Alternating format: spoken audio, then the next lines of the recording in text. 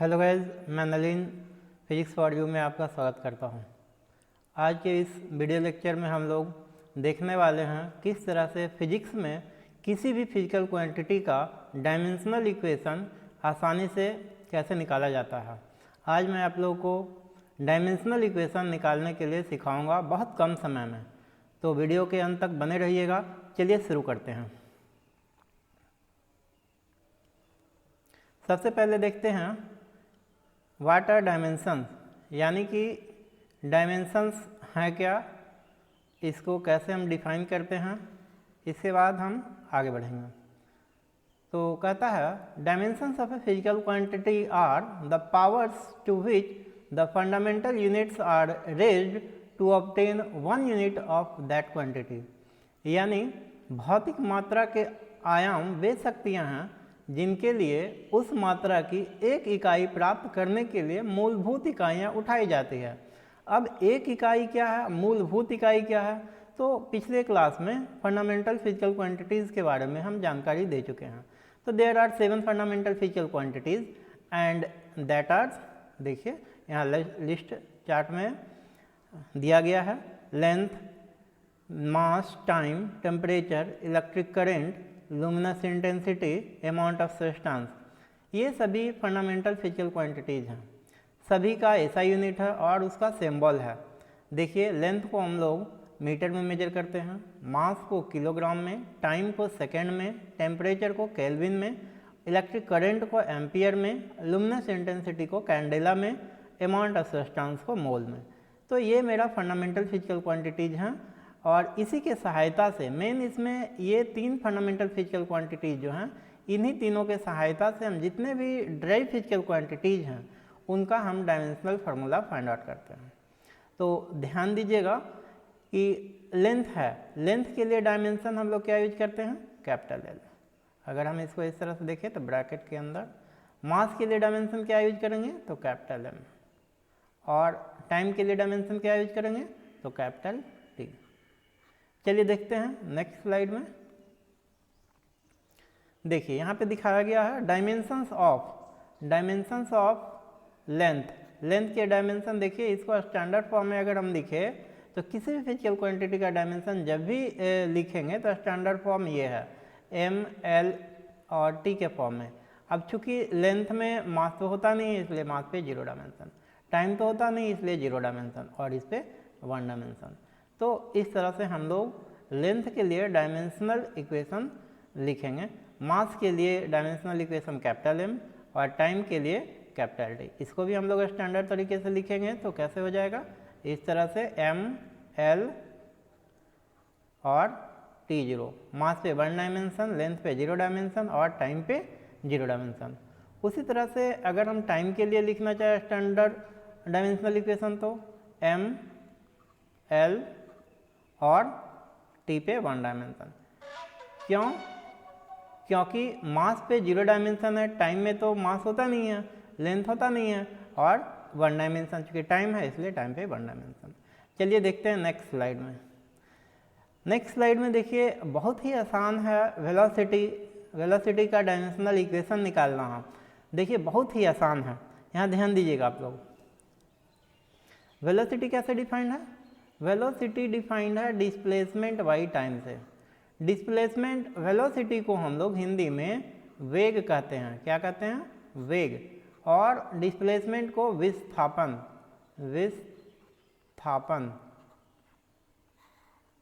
और टाइम तो समय है ना, समय।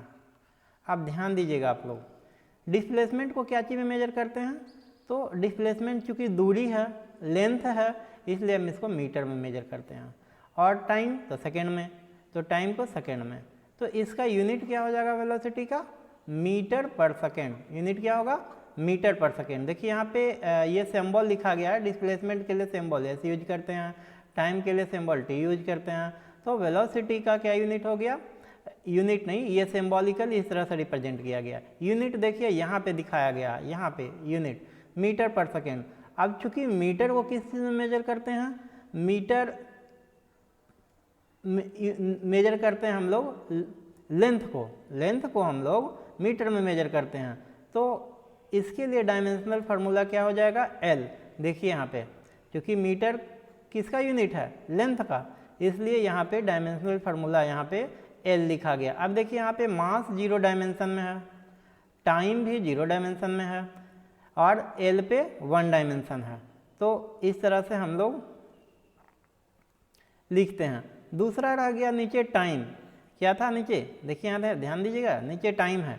तो टाइम के लिए तो हम लोग टी यूज करते हैं, अभी देख रहे हैं डायमेंशनल फार्मूला।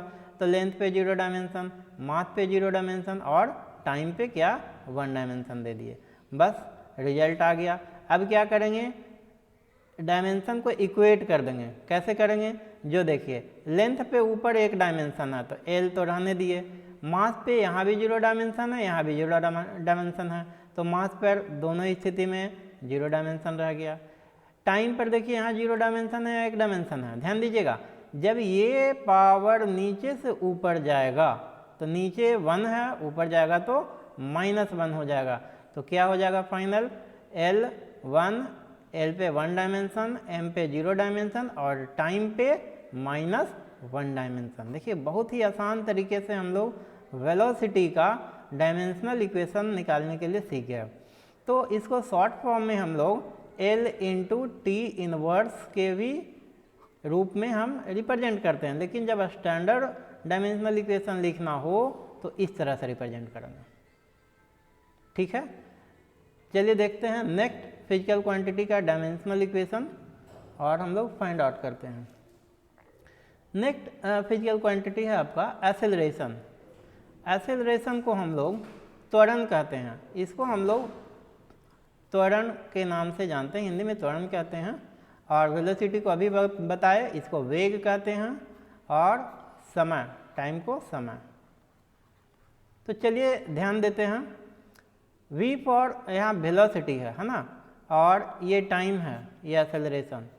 तो अगर हम वेलोसिटी के डायमेंशन में टाइम के डायमेंशन से डिवाइड कर दे तो एक्सेलरेशन का डायमेंशन हमें आसानी से मिल जाएगा। तो ध्यान दीजिएगा, जस्ट इसके पिछले स्लाइड में हम लोग वेलोसिटी का डायमेंशन निकालने के लिए सीखे हैं, क्या है, तो L इंटू m0, देखिए यहाँ ध्यान दीजिएगा, m0 L into T inverse. अब इसमें भाग दे देंगे, बहुत ही आसान है। देखिए ध्यान दीजिए, बहुत ही आसान तरीके से निकाला जा रहा है। यहाँ पे क्या था, वेलोसिटी का डायमेंशन, देखिए यहाँ लिखा गया है m0 L 1 डायमेंशन L पे और टाइम पे -1 डायमेंशन। अब इसमें टी से भाग देना है, देखिए टी से भाग दिया गया, टी पे 1 डायमेंशन से, क्योंकि टी से भाग दे रहा है तो नहीं कुछ तो टी पर तो 1 डायमेंशन तो होगा।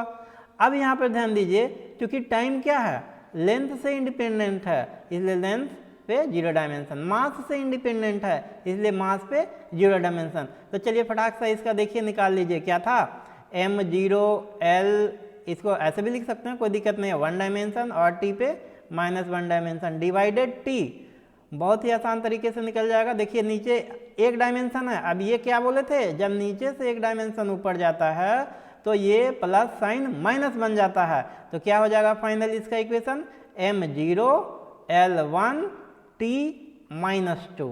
देखिए बहुत ही आसान तरीके से एक्सेलरेशन का हम लोगों ने डायमेंशनल इक्वेशन फाइंड आउट कर लिया। कितना आसान है, कितना इजी है, और प्रत्येक विद्यार्थी को समझ में आ जाना चाहिए। मेरे हिसाब से सभी को समझ में आ गया होगा। देखिए एक बार फिर से देख लीजिए, इसको इरेज कर देते हैं। देखिए यहाँ पे -1 डायमेंशन है, ध्यान दीजिएगा, और नीचे 1 प्लस में है, ये +1 है, जब +1 ऊपर जाता है तो माइनस बन जाता है, तो क्या हो जाएगा इस पे -2 डायमेंशन। अब L पे हो गया 1 डायमेंशन, M पे 0 डायमेंशन और टाइम पे -2 डायमेंशन। तो एक्सेलरेशन का डायमेंशनल इक्वेशन क्या आ गया फाइनल, देखिए यहाँ पे एक्सेलरेशन का डायमेंशनल इक्वेशन हो गया m0 Lt इनवर्स 2, L पे 1 डायमेंशन। यानी कह सकते हैं इन acceleration mass contain 0 dimension, length contain 1 dimension and time contain -2 dimension. चलिए नेक्स्ट हम लोग देखते हैं अब नए फिजिकल क्वांटिटीज़ का।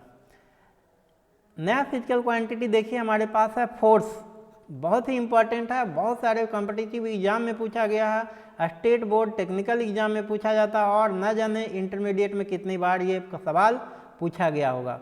फोर्स का डायमेंशनल इक्वेशन निकालने के लिए सबसे पहले आपको पता होना चाहिए फोर्स का क्या फॉर्मूला है। तो हम लोग जानते हैं फोर्स कैसे डिफाइंड है। फोर्स को हिंदी में बल कहते हैं। बल कैसे डिफाइंड है? मास यानी द्रव्यमान गुने त्वरण से, द्रव्यमान गुने त्वरण। अब देखिए यहाँ पे मास है, मास का डायमेंशनल इक्वेशन क्या रिप्रेजेंट करते हैं? Capital M. एक्सेलरेशन के लिए अभी निकाले हैं, जस्ट इसके पीछे वाला स्लाइड में देखिए। एक्सेलरेशन के लिए dimensional equation m0l t inverse 2, m0l t inverse 2। अब यहाँ पे पुट कर देंगे। देखिए यहाँ पे, देखिए आप यहाँ पे l t इनवर्स 2 पुट किया है, कोई फर्क नहीं पड़ता। अब चूंकि मास पे तो 0 डायमेंशन था ना, तो m0l t इनवर्स 2। अब चूंकि देखिए मास पे यहाँ 0 डायमेंशन, यहाँ 1 डायमेंशन। अब 0 क्या जानते हैं, गुना में पावर जुड़ता है, तो मास पे कितना हो जाएगा? 0 और प्लस 1 डायमेंशन, और लेंथ पर तो 1 है ही, और टाइम पे -2 डायमेंशन। तो फोर्स का डायमेंशनल इक्वेशन क्या आ जाएगा? ml t inverse 2। ml t inverse 2 का मतलब हुआ mass contain 1 dimension, length contain 1 dimension and time contain -2 dimension. तो ये मेरा फाइनल डायमेंशनल इक्वेशन आ गया फोर्स का। देखिए बहुत ही आसान है, एक बार फिर से देख लीजिए। क्या बताए? किसी भी फिजिकल क्वांटिटी का डायमेंशनल इक्वेशन निकालने के लिए हमें उस क्वांटिटीज़ का सबसे पहले फंडामेंटल फिजिकल क्वांटिटी में कन्वर्ट करेंगे। तो फंडामेंटल फिजिकल क्वांटिटी में कन्वर्ट करने के लिए क्या किए? इसका फॉर्मूला जानते हैं। फोर्स के लिए क्या होता है? Mass into acceleration. अब चूंकि मास का तो फंडामेंटल फिजिकल क्वांटिटी है ही, तो मास के लिए कैपिटल एम लिख चुके। अब एक्सेलरेशन का इसके पहले बताएं क्या डिफाइंड है? Velocity by time. वेलोसिटी कैसे डिफाइंड है? Displacement by time. डिस्प्लेसमेंट के लिए क्या यूज किए थे? मीटर यूनिट, और टाइम के लिए सेकेंड।